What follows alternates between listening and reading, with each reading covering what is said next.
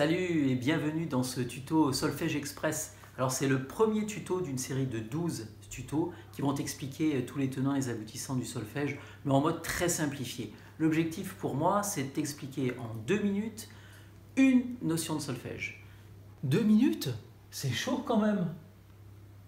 Alors, je pense pas que ça soit chaud, ça va le faire. Donc on va commencer par le premier. Le premier aujourd'hui, c'est les notes de musique tout simplement. Attention, top, c'est parti pour 2 minutes. Alors qui ne connaît pas aujourd'hui Do, Ré, Mi, Fa, Sol, La, Si et Do? Personne évidemment.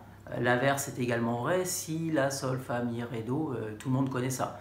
Bon, ces notes sont bien sûr valables pour tous les instruments de musique. Et au piano, ce sont l'ensemble des notes blanches que tu trouves sur ton clavier. Donc de la plus grave tout à gauche à la plus aiguë tout à droite. Un piano classique comporte à peu près 52 touches blanches, ce qui signifie que les mêmes notes évidemment seront répétées à plusieurs reprises, encore une fois de la plus grave à la plus aiguë. Alors comment les repérer? C'est vraiment simple.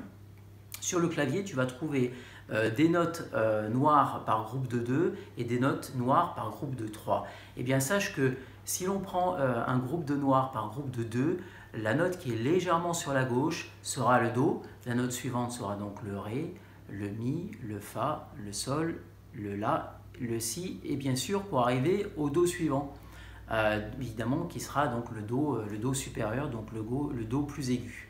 Donc bien sûr sur une partition de musique, ces différents Do sont écrits différemment, du plus grave au plus aigu.